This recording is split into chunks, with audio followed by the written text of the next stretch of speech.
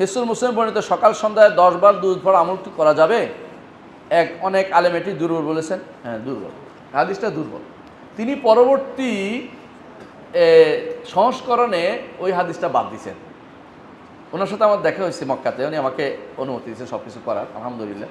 তো উনি আমাকে বরং বইগুলি চাইছে, আমি দিতে পারিনি, উনি এর আগে পরে মারা গেছেন, আল্লাহ জান্নাত নসিব করুন। তো উনি এটা জমা করেছেন, পরবর্তীতে তিনি হাদিসের দুর্বল পেয়ে এটাকে বাদ দিয়েছেন, উনি আবার ব্যাখ্যাও করেছেন পরবর্তীতে, ওইটা ভালো মানুষ।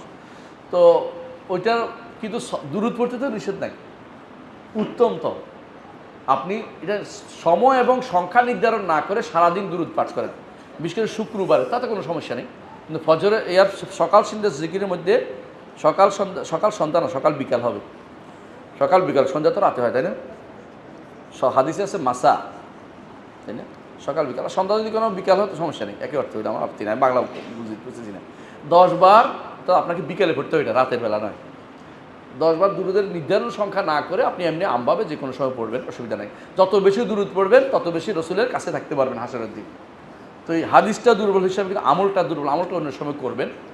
আর এই যদি আপনি সারাদিনে করেন তাও ভালো, কিন্তু সকাল সন্ধ্যা জিকিরের মধ্যে এই হাদিসটা সনদটা দুর্বল। বুঝে আসছে কথাটা? জি। এই জন্য আপনি ওই হিসাবে সকাল জিকিরের মধ্যে আমল রাখবেন না, সকাল সন্ধ্যার মধ্যে রাখবেন না, পরে করবেন, সারাদিন করতে পারবেন। যখন মনে আসে তখন আল্লাহুম্মা সাল্লি আলা মুহাম্মদ বলতে পারবেন। সংক্ষেপ দুরূদ কোনটা? সাল্লাল্লাহু আলাইহি ওয়াসাল্লাম। কত সহজ। ক্বালান নবিয়্যু সাল্লাল্লাহু আলাইহি ওয়াসাল্লাম। মুহাদ্দিসরা এই জন্য মজায় আছে, হাদিস পড়লেই সাল্লাল্লাহু আলাইহি ওয়াসাল্লাম আসতেছে।